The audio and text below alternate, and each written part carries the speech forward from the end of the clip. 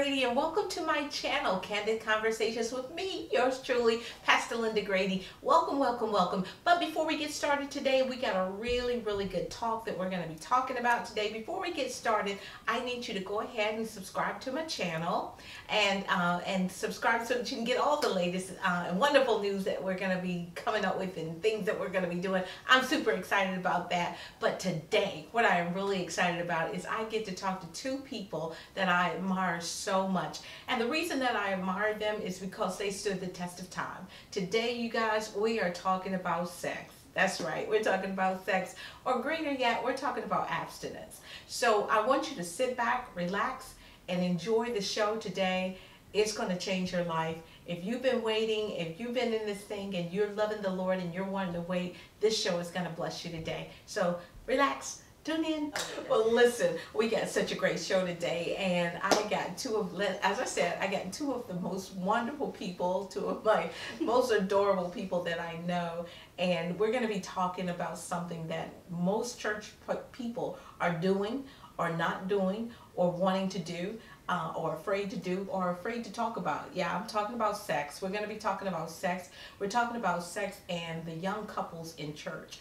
And today I have two wonderful people with me, and they're going to talk about how they decided to wait before they got married. It's not a lot of that happening these days, but these people were faithful to the Lord and faithful to their promise, and they decided to wait. So welcome them to the show today, DRB and LaShaunta Lamont. God bless you guys. Thank you so much for being on my channel. Absolutely. So you guys are looking good, and happy and prosperous and all of those wonderful things. And but I want to talk to you today. You know, I know your story, but there are so many people out there that don't know your story. And I want to talk about abstinence. I teased them last week in one of my teasers and said that we're going to be talking about sex and everything. But before we dive into all of that, tell me a little bit about you guys and how you met and all of this wonderful stuff. Let's talk about you guys. Absolutely. Interesting story. Well, we met now 4 years ago. In about the end of the fall. The end of the fall, 2015. Wow, it's been, oh gosh, it has been almost. Yeah, it's been a long time. And we met over the internet, social media. Okay, social media. Yeah. Yes. Now let's talk about social media, because I've been married now for 33 years. Right. And when I dated, there was no social media. Right. And when I dated, you picked up the phone and you called somebody and they came to your door and they picked you up. But it's not happening that way anymore. So you guys met on social media. Yes. And so when I heard that you met on social media, immediately my flags went all up like, oh, crazy person, crazy. Oh, trust me, mine went up too. But that's no longer the case, because social media is acceptable now. Yes, go ahead, absolutely. talk to me about that. So we were on social media, and everybody knows the term sliding the DMs.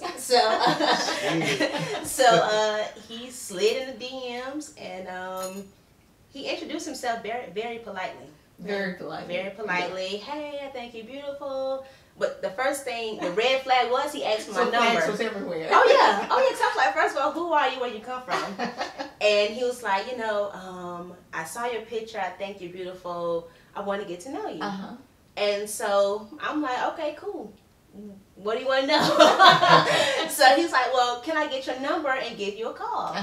And immediately I said no. I was like, no, if you want to talk to me, you talk to me. I don't know you. I'm not just going to give out my number. I know you all of 2 minutes. And so we ended up talking through the app, and I got tired of checking my inboxes because he was just messaging me. Like, he actually really wanted to get to know me. And so probably about maybe 2 days, maybe a day. A few days later. It was maybe 2 days. I finally said, here's my number. You can text me. So it took you a few days before you would even give him your phone number. And that's really smart. Yeah. Especially in our days and time. Right. I was like, no, because first of all, a lot of people come in your DMs anyway. And they're not about anything. And so to really see if they really want to get to know you, if they did, they will continue to message you. So I gave him my number, and he said, well, I'm a student at Winston-Salem, so when I got a class, I'll give you a call. And I said, okay, cool. And so I waited, and he called, just like he said he would. And from there, we just talked. We talked every day. we talked. We did FaceTime. So maybe 3 or 4 days later, I think we FaceTime to see. Cause I was on it. I was on all his pages. I was like scrolling, like let me see what he looked like. You know, make sure all these are consistent. Let me make sure that he is who he says he is. Exactly. You can be anybody on social media. Exactly. So DRB, what were you thinking?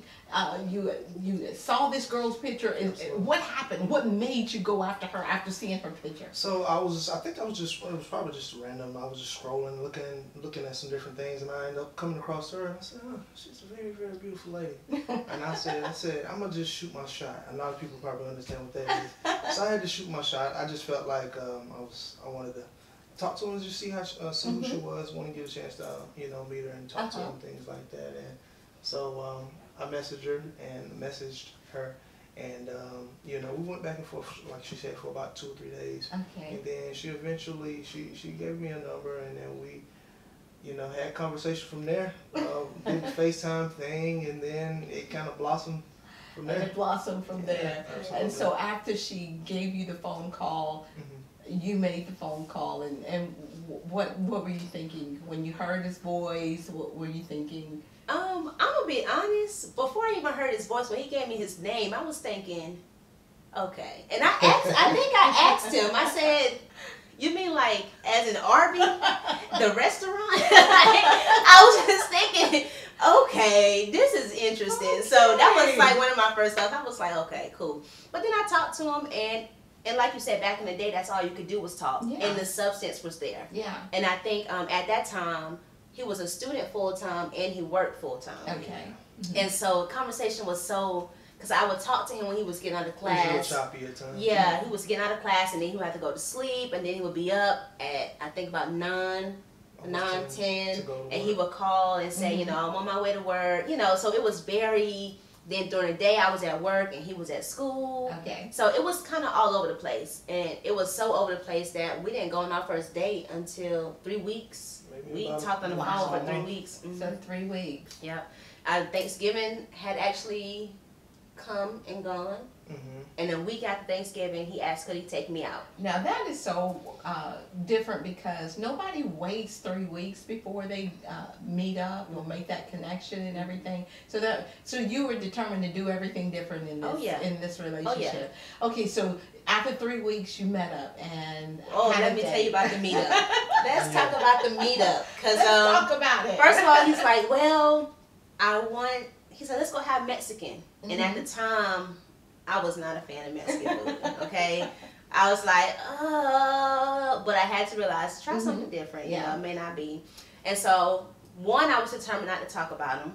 Yeah. Because I was like, I'm tired of false, relationships or false calls or whatever. So I was like, I'm not going to talk about him. I'm just going to do. So the only person that knew about him was my sister, Jamaica. Okay. And the only reason she knew is because I was going on a date, and we always had accountability. To tell each other where we were. And so he wanted to meet at this restaurant called Monterey's on Battleground. Okay. So I got off we agreed to meet about 5:30. I know it was getting pretty late in the evening. Yeah, it was about 5 or 5:30, and I said I'll stay at work because I worked on that side of town. I'll just come over.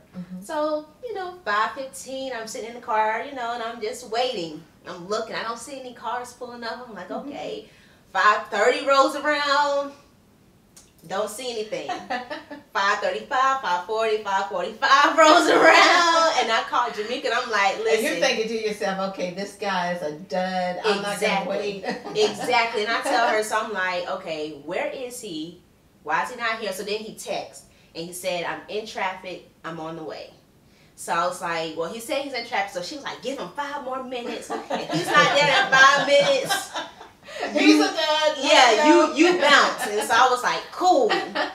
And so we also have this rule that you never let the guy see what car you drive, like, just because you don't want to be followed or anything. Yeah. So I see this Challenger. So you need to talk about that a little bit, because there's so many young people now, and there's some of them I would even say are desperate, and they don't take any of these precautions that could potentially save their lives, especially when you're meeting someone over a social site. Right. So talk a little bit about why you didn't and has nothing to do with you guys in the way, but it has everything to do with a young girl that might be watching. Right. Me and Jamaica were very close, and we always believed, even being in college, we believed in accountability. And then there came a point in time where I was talking to guys, and they were just weird, crazy, you know. Yeah. And I had at one point in time started bringing people into my house, and to the point where someone stole some money from me. Jeez. And I was like, that's it, no more, you know, I'm done with this, gotta be smarter. And I was determined to think smarter. Yeah. And so when it came to this particular meetup and any other meetup, I was like, you just never know. People will follow you, they will find your car, they will do all kinds of things. And I thought, okay, this is my first time meeting him after 3 weeks. I met him over social media, and it's a little different if I would have known him, maybe. Yeah. You know, but I had no idea who he was. He just pops up and just. Right.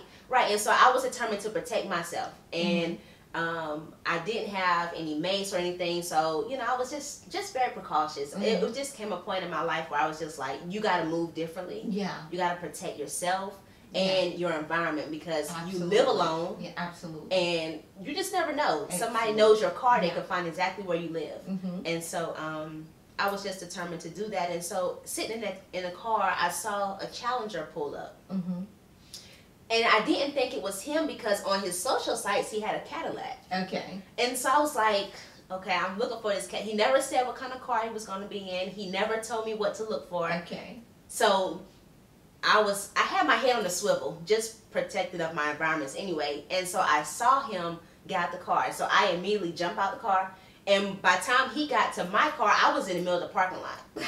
So, because you're not going to see my car. I pulled up, she was standing right there. I didn't see when she popped out. She was just standing there. I had my stuff ready because I was like, I'm not going to let this guy. And had I known what he was coming in, I probably would have been out a little sooner. But because I didn't, and it probably sounds crazy, but I literally got out. And I was like, okay, by the time he gets up here, because he parked at the end of the parking lot, and I was at the beginning. Okay. So I said, by the time he gets up here, I'll be out. And by the time he walked up, I literally was out. And so I know he was probably thinking, where did she come from? Because I just passed here, and I didn't see her. Yeah. So that's how that went. So I almost left. And like, because he took so long. Thank God he put you ended up with. A little bit of patience take you a long way. So you get into the restaurant and you're talking and okay, so he has his nickname, Miss Creeper. The Creeper is my Creeper. This came along later. No, you got it that night. I got it because how did you get the name Creeper? Because we're talking and he's sitting across from me and he's just like looking at me like this with the dreamy eyes, and I'm just like, I'm getting self-conscious. 4 years later, he's still looking at you like that. Right, that's a good thing. That's a good thing. And so I'm like, I asked him, remember I asked you?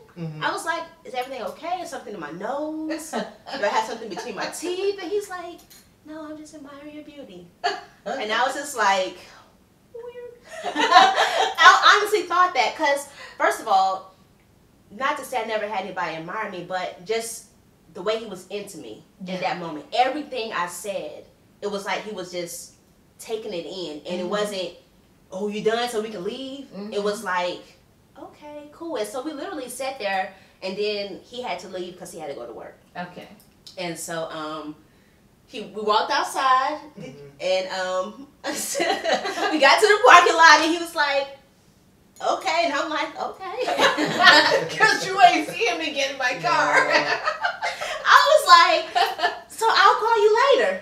And I think he went and got, only way he knew it was me because I pulled out in front of him. Okay. And then he knew that was in my car. And even tell her what you said to me the next day. He was like, so what happened was I got in my car, and then I don't know if she did, she probably mistakenly did it. She pulled out in front of me. I was like, who's that in that black car? So she was driving, and all of a sudden they was just flying. They was like pulling away. I said, why in the world is she driving so fast? So you couldn't get that car. And then I was like, she's driving so fast, entirely too fast. And then like the next day we had a conversation, and she was just like, you know, she had to pull away. And then come to find out, you know, some time later, it was like, for the very reason that she explained as far as accountability, you know, she said she wasn't trying to be stuck up and, you know, letting somebody know where she was going or anything like that. So yeah, she was speeding away. And it's crazy because it was like every turn I made, he turned. And I was thinking, Daniel's really creeping. Right? And so I'm like, that's why I started speeding up. So I'm like, I gotta get away from this dude. Really creeped. And come to find out, he was getting on the highway to go back to Winston, and we had to take the same way because I took 70. The way you live. Yeah, exactly. And so finally, I saw him veer off, and so you know, I'm thinking, oh gosh, this guy is literally like which way? And at the time, I didn't know which was a better way to get to Winston from Battleground, and so I was literally like, okay, this dude is following me. I'm trying to weave and, you know, and dive. I'm thinking, is he going to literally follow me? Especially by the way he was looking. I was like, I don't know. But needless to say, it all went well. But the thing about it is, I always tell people, before we left our first date, he had asked me on another date. Really? Okay. And I was like, okay. And it creeped me out again. So I told Jamaica, and I think at that point I told you that I had went out with the guy, and you were like, who is he? What's his name? And I was just like, well, he wants to go on another date, and you told me to do it. You said, try it. You never know where to lead. And that was to his Christmas party, his company's Christmas party. Yeah. And I was thinking, okay, whoa, you know, this might be weird and interesting. But we went, and everybody, I guess, and what stuck out to me is he told me that he hadn't taken his +1 ever for years. It had been a while since you had been there taking a +1. And so I was nervous at this point because I'm like, okay, is this guy trying to marry me? Like, you know, like, what is it? First of all, he's nice. You know, he's respectful. He didn't try to kiss me. Okay, None of that. So you ask her out, and because she made such an impression on you the first date. Right. So you were ready to show her off to Absolutely. I was like, we were sitting there, and I was like, you know, got another, you know, event that I was partake in probably about a week or two from now. It was the Christmas party, so I invited her. I said, do you want to, you know, go out again with me? This time it'll be to my Christmas party. And she was like, she had to think about it for a while. And then eventually she came around, she said, okay, yeah, we can go. And then that's when we went on that second date. She did you met me? Because I think it was in Greensboro this time. No, it was in Greensboro. No, I allowed him to pick me up. She allowed me. Okay. I allowed him to pick me up. She allowed me to pick her up this time, and I took her to the Christmas party. It was over here by the airport, and you know, we sat there, we ate some food, enjoyed each other, laughed, talked a little bit, and then, you know, from there I took back home, and you know, the rest is history. We kind of, you know, everything started blossoming from there. He picked me up, but I came down. Okay. Yeah, he didn't know. I didn't know. No, he didn't know. Okay. I came down, and he had no idea where my apartment was. So all of your dates from that point on was he come pick you up, or y'all meet somewhere, right? But he never came up. Yeah, and it wasn't. We didn't meet that much. No, it wasn't, because it was still scattered because of his schedule. So when we did, that's what it was. Though we would. Okay. Either I would come down or we would meet. So I don't think it was probably about another month, maybe another 3 weeks before I allowed him to actually walk me up. Okay, let's talk about that. So guarded. I was very guarded because I was like, okay, I'm letting him in my house. You know, at this time it's probably been about a month and a half. So I'm letting him in my house, but let me lay the rules down. Okay. And what were the rules? The rules were the rules were don't come up in here. What did you say? Don't come up. Don't come up in here. All up in here. Thinking you're gonna get no booty. That's what it was. And to my surprise, he was like, I'm not thinking about that. But still, that's, to me, that could have been game. So I was like, I don't care if you think about it now. I'm letting you know what it is. So when she said that to you, what were you? In the back of my mind, I was like, what? But then I was like, then I explained to her, I said that really wasn't my, what I was trying to do. That wasn't my purpose for this. You know, I really was interested in, you know, getting to meet her and getting to know her, and trying to grow from there. You know, the central part of it, as far as, you know, intimacy, that was definitely, you know, something that you know, that was anticipated for the future, but right now I was just more concerned about, you know, getting to know her. Getting to know her. You know, getting to understand her a little bit better. And what she didn't understand is there's still a few good guys left in the world, right? Exactly. I was guarded and reserved, and at that point in time in my life, I was just like, I don't want to expect anything. And I had shut myself down to expect. I was just like, I've been here before, seen this before. Everything always starts off good until whatever, and then it, you know, and then it crumbles. And so you didn't want to mess up another relationship by complicating it with sex. Exactly. And what about you, DRB? Were you just coming out of a relationship with? I wasn't. I was just recently removed from a relationship. You know, not long before. You know, I had given myself some time to kind of settle down and take a breath from some things in the past. But at the same time, I didn't want that to stop me or make it seem like whatever happened in the past. I didn't want that to affect my future as far as where I'm trying to go. So, but after that, the past stuff, I reached out to her. I don't even think up to that point we had kissed yet. No. Wow. No. We hadn't even kissed yet. Okay. No. And that's actually the night. So you've been on 3 or 4 dates. At that time, we had and still had not had kissed. Yeah. Okay. Yeah, we had not kissed yet. Nope.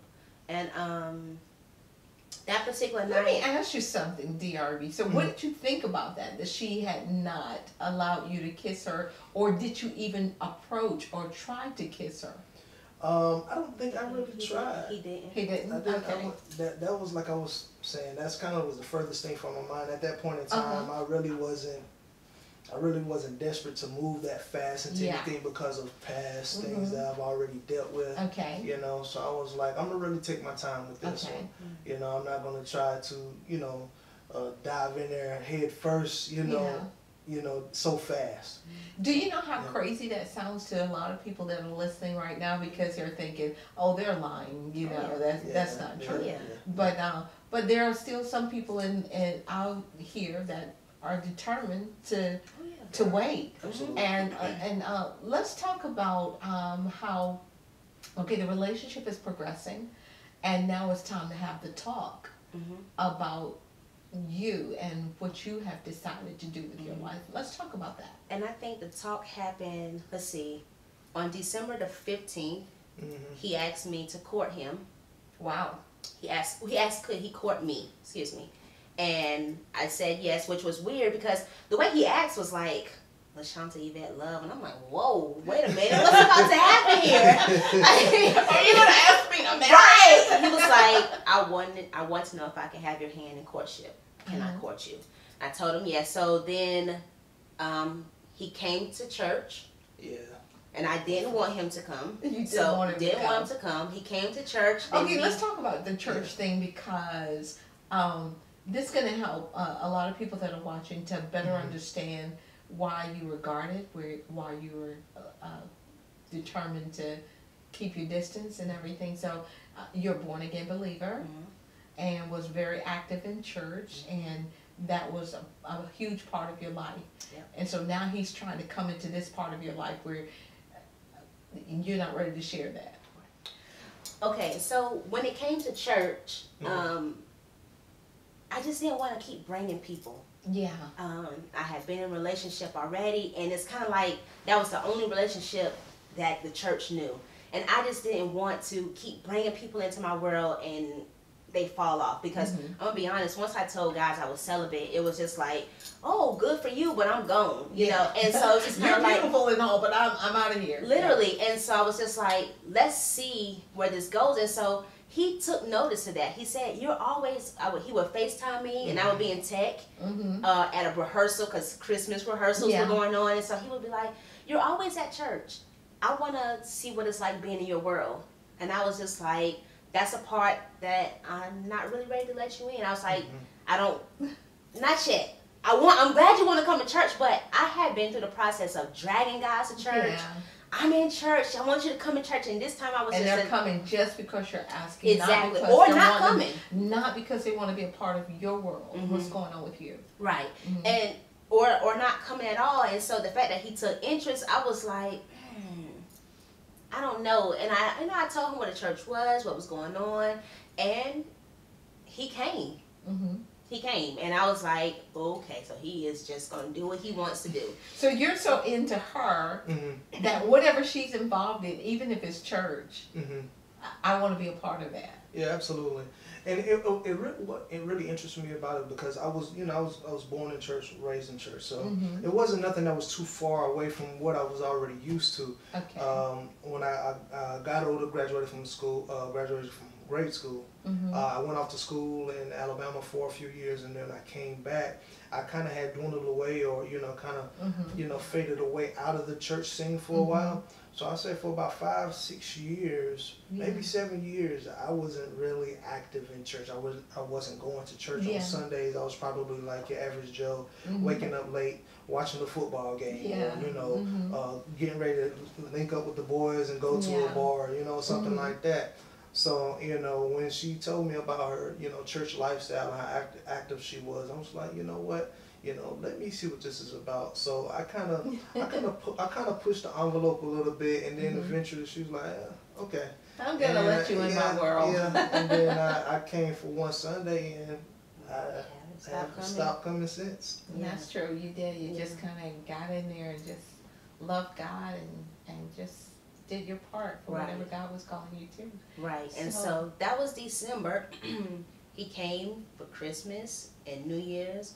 And I think it was after New Year's that we actually had a talk. And we only had a talk because I ordered the book, The Wait. Yeah. And I was explaining to him, I'm like, oh, I got this book. I'm excited. And I think I even told you, if you're not down for this, it's cool, but this is what I'm going to do. Yeah. So whether you stick around or not, I was just like, this is who I am. This is what I'm going to do. I've been there, no longer selling myself short. If you want me, then you're going to wait until marriage. And I was... And you were adamant. Oh, I was very adamant about that. I was so adamant about that. And I just think that one of the things that's missing now from relationships, we have these young girls, older women, young guys, older guys in church. They're dating, but they don't have any guidelines. Anything goes. Yeah. Because they believe that God's going to understand.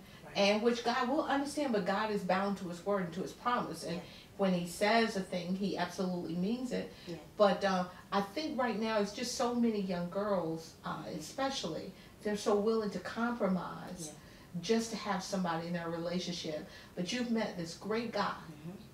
You know he's good quality. Yeah. He's high checked caliber. Out by now. Yeah. He's high caliber. He's good quality. And so for you and for the average female, well, not for you, but I'm going to say for the average female, to push that abstinence envelope is taking a chance that you're going to lose him. But you were willing to take that chance because he cared so much about you. Right. And I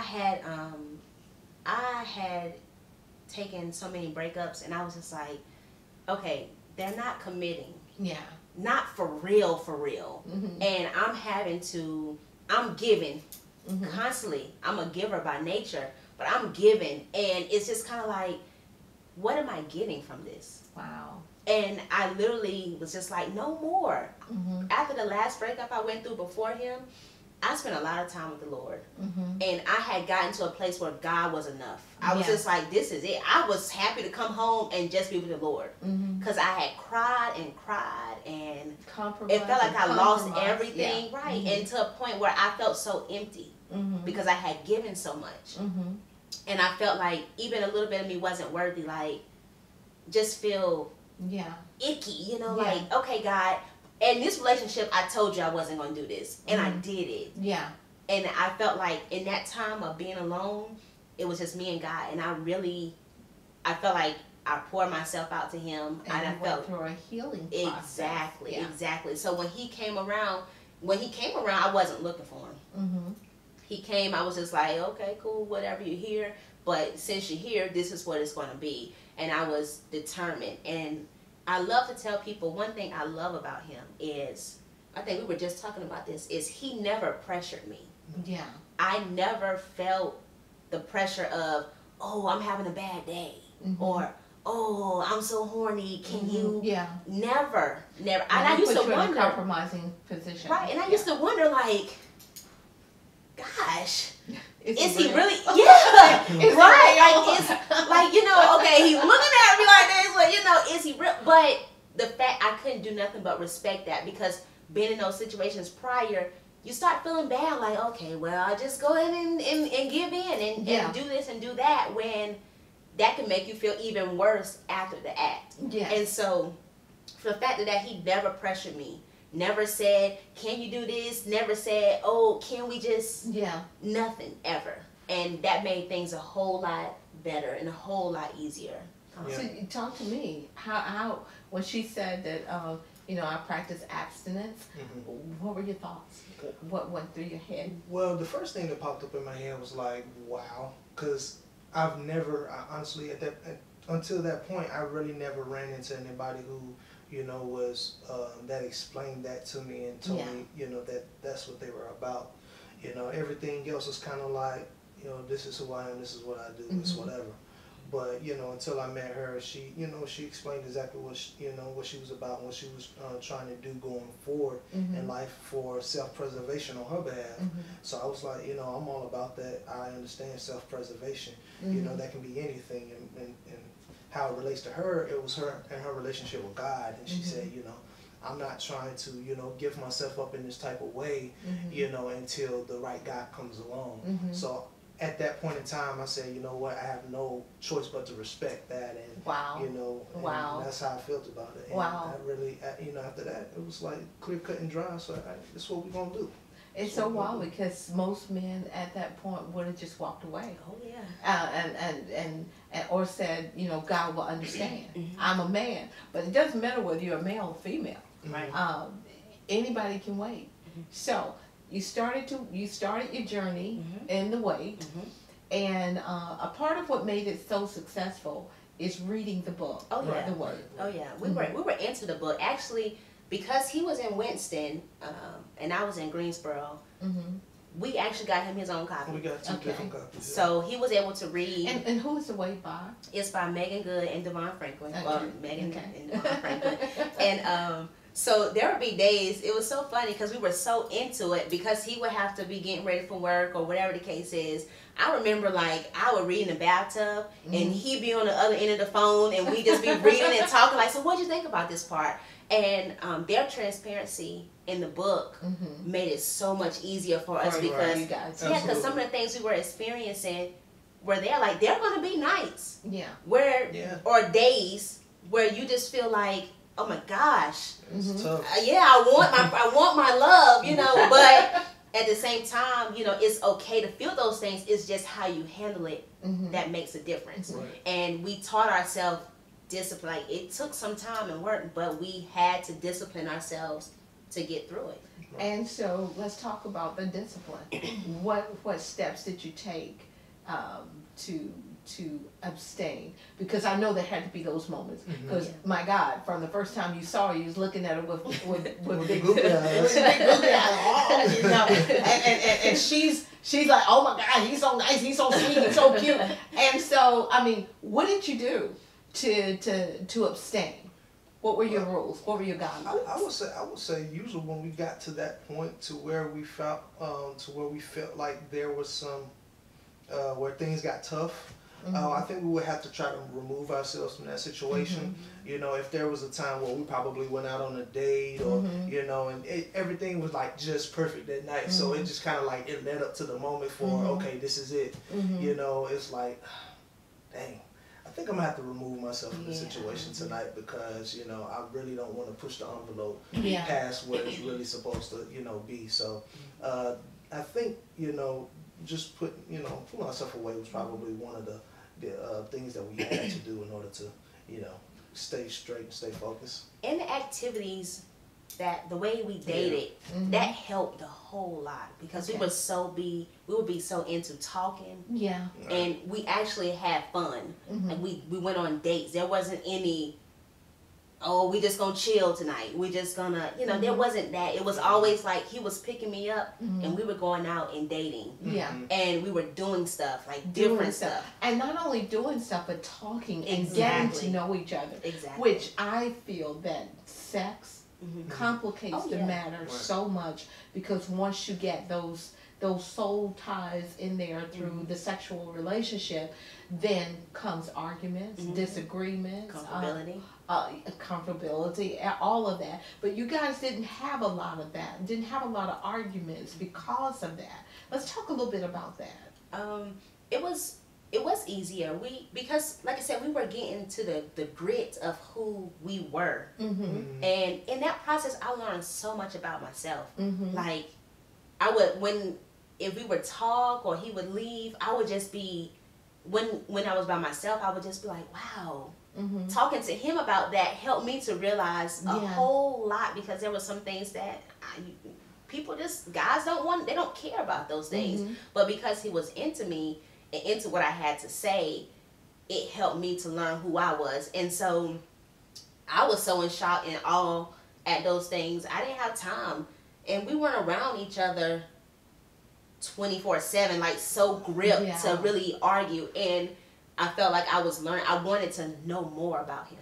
So instead of being mad at him, I wanted to know more of who he was. So he would leave and I would call him like, hey, you know, and we would just talk. We would talk on his ride from Greensboro to Winston. And we would just be, it was just a different vibe. It just wasn't any negative energy. I don't think that negative energy really came unless, no, it just wasn't there. I don't think it was there. It wasn't there. It wasn't, and I know that you guys spent a lot of time with me and my husband. Absolutely.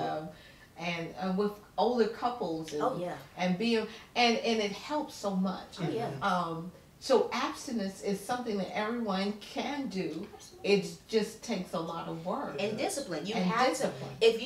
It's just like when you make up in your mind that you're not going to, I ain't going to work today. I'm not going to work. I don't care who calls, I'm not going. And you make up in your mind that you're not going to do it. It's the same way. I'm not going to do it. And you have to stick with it. You have to actually like find a reason to follow through. And I was there. I was just like, I am not going to do it. I don't care how good he looked.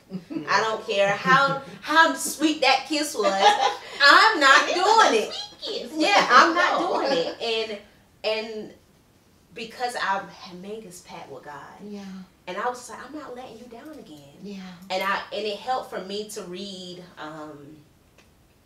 about the body, and you know, the temple and all that. So like I read and I was like, okay, God, you mean business about this thing. But I can say through all of that, there were, I think the most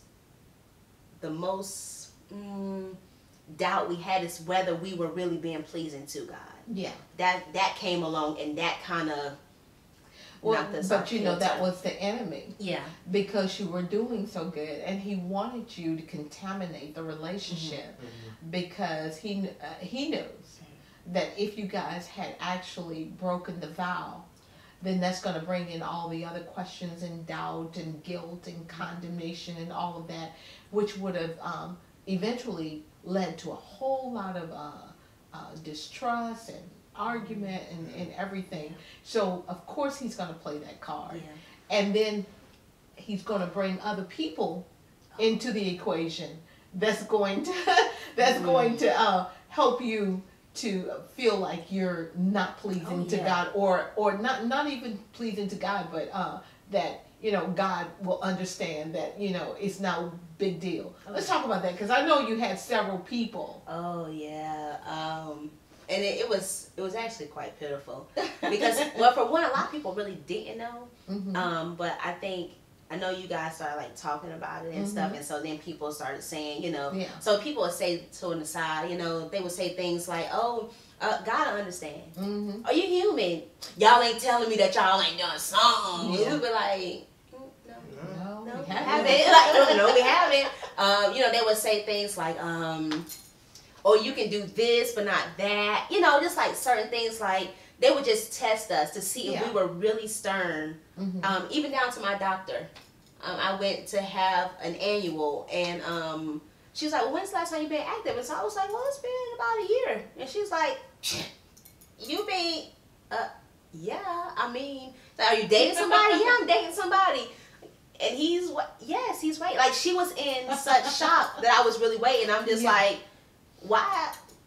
She's like, well, you don't find that nowadays. And I'm like, no, you don't. No, But you got it right here in front of you. So this is what it is, you know. And so it for me, you know, I could just shake it off, and we would laugh like people are really trying us. Yeah. And I don't know what kind of backlash she took as a man. I just know what people would say to us. Did you get a lot? I told people that ain't none of your business. I mean, but you know, at times, you know, I think a lot of as far as what the relationship was, it was a lot of you know, our relationship was based here in Greensboro.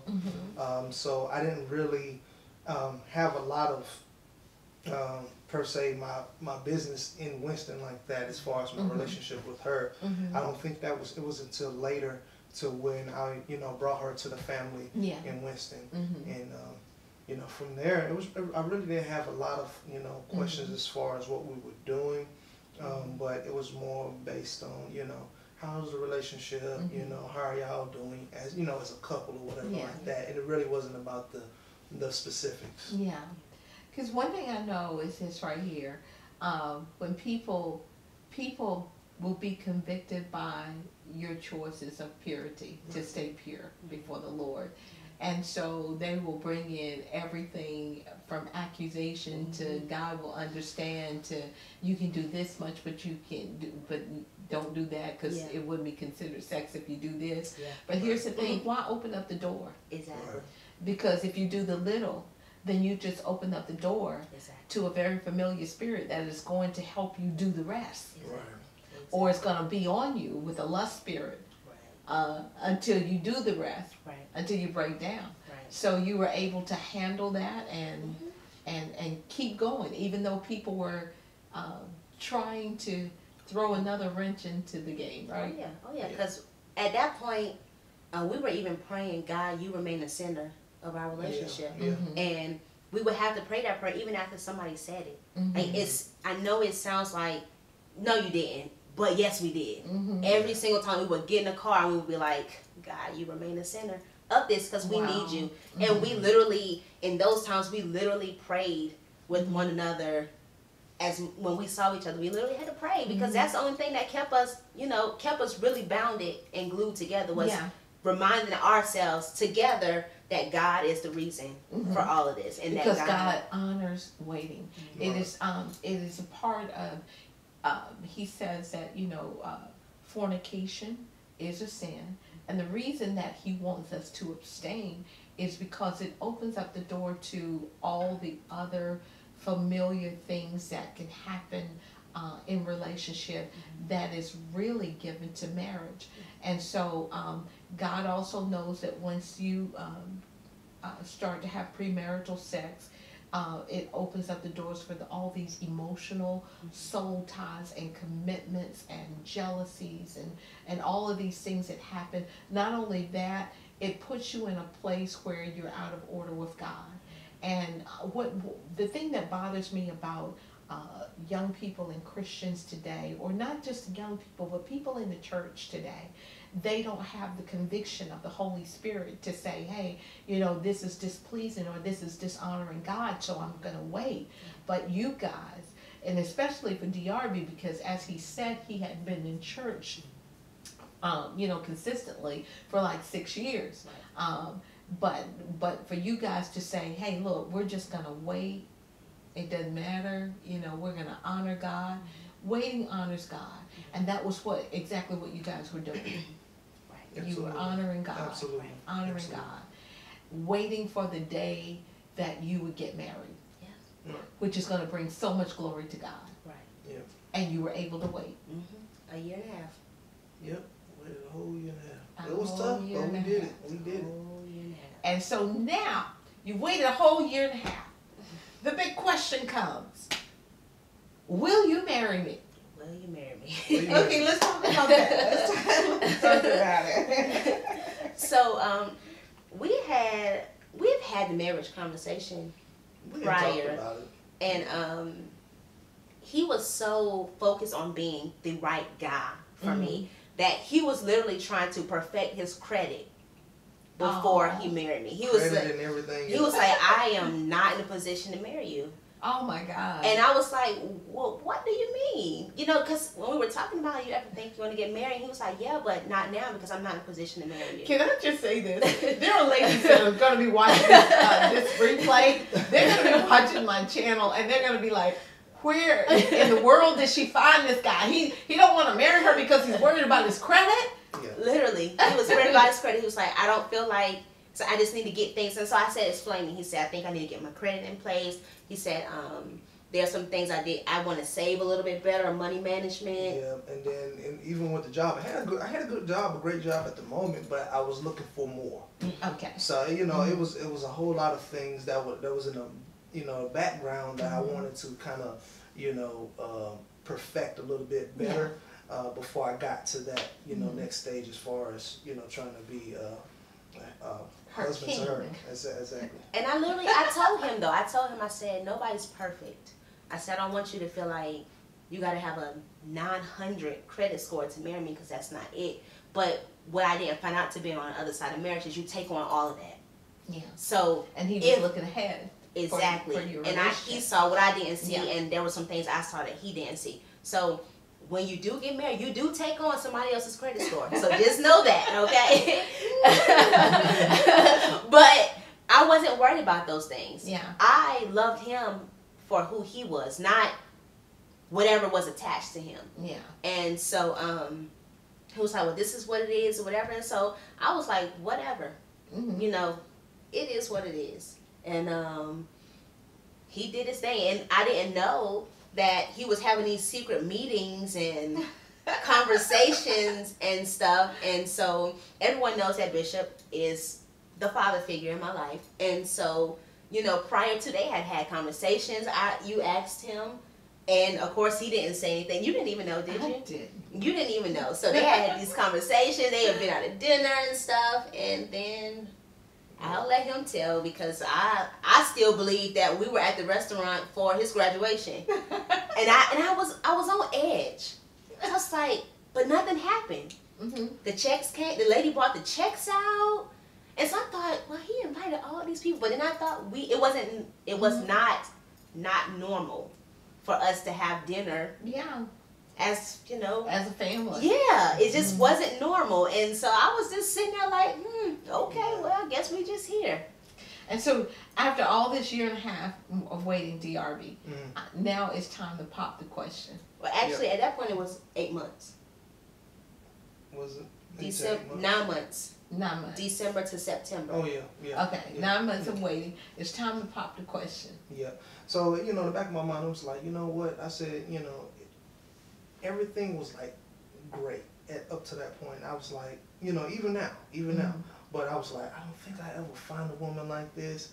She knows who she is in the Lord. Come on. She has a foundation. Come on now. That that's unbreakable. Yeah. And then I was like, I'm a guy. I'm not getting any younger. I said, I really need to be looking towards the next level in my life. And then I really loved her at the same time. So I was like, 1 + 1 is 2, so what am I going to do? So I just, I was like, I think it's time. I think I found the right woman for myself. Okay. And that's when I started having the secret meetings and, trying to put things together. We had that. So can I talk about the day of the engagement? Because I was mad at him. I didn't know what was going on, but he wasn't himself. So every morning, even up until this day, every morning he texts me first. And he says, good morning, I hope you have a good day, blah, blah, blah, blah, blah. And this morning, it took him longer. Yeah. So I was like, what's wrong? I didn't know what was going on. And then I didn't talk to him throughout that day. That was a busy day. And then he said... he was getting stuff together. Clearly. And so he says, hey, I want to take you out to dinner. We're going to have dinner tonight. Be ready at 6 o'clock. Yeah. And I said, okay. Nothing out the normal there. It was a Friday. And 6 o'clock, he was back at square one. 6 o'clock came, 6:15 came, 6:20 came, and I'm just like, you obviously haven't learned your lesson because you are late. I'm like, where are you? So, What are yeah, you doing? so I was mad at him. And then he texts about 6:30 and says, I need to push the time back to 7. I'll be there shortly. So I was sitting there, I was dressed, I was ready. I look forward to our dates because we didn't see each other. And so when Thursday or Friday came, mainly Friday and Saturday, when Friday and Saturday came, I was excited to see him. I hadn't seen him all week unless it was via FaceTime. So he says that, so he comes. I didn't talk all the way to the restaurant.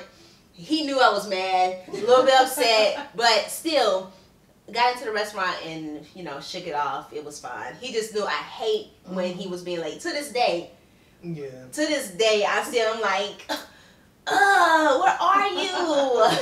But got to the restaurant and I'm sitting there. We're sitting there and he's talking to the lady. I'm like, what? He's like, they're taking forever. He kind of played out, they're taking forever, whatever, you know, just beat you. I'm going to talk to the manager, whatever. So he talks to the manager, and then Jamaica walks in. And I'm like, hey, what you doing here? And she was like, hey, girl, you know, I'm here. So once again, not out the normal. So she comes in, and then you and Bishop walk in. And so I'm like, hey, still not out the normal. I'm just thinking in my head, well, he did just graduate. He graduated in August. So I'm like, he just finished school. So maybe this is just a little celebration for him. So I didn't ask any questions.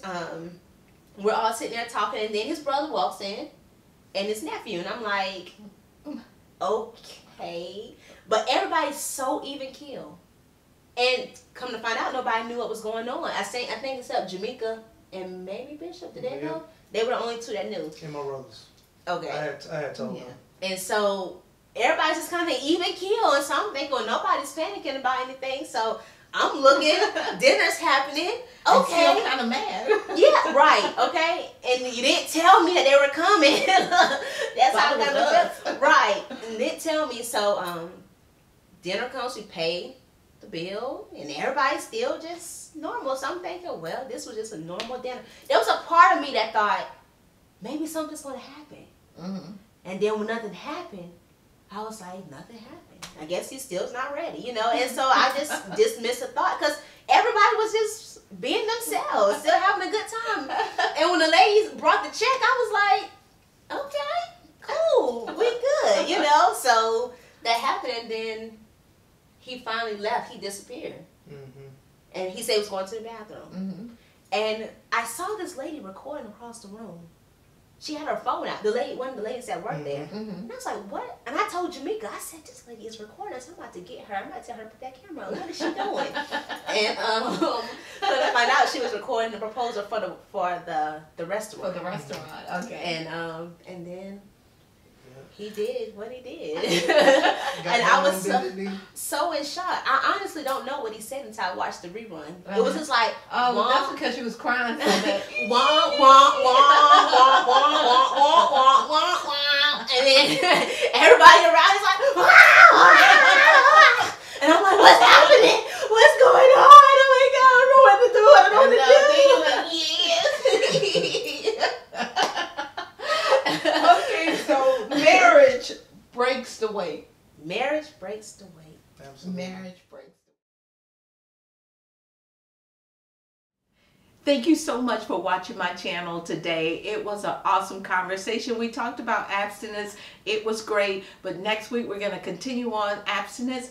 Need you guys to watch, but in order to watch, you got to subscribe to my channel. Go ahead, click on that subscribe button right now and subscribe to my channel, and we'll see you next week. Bye, everybody.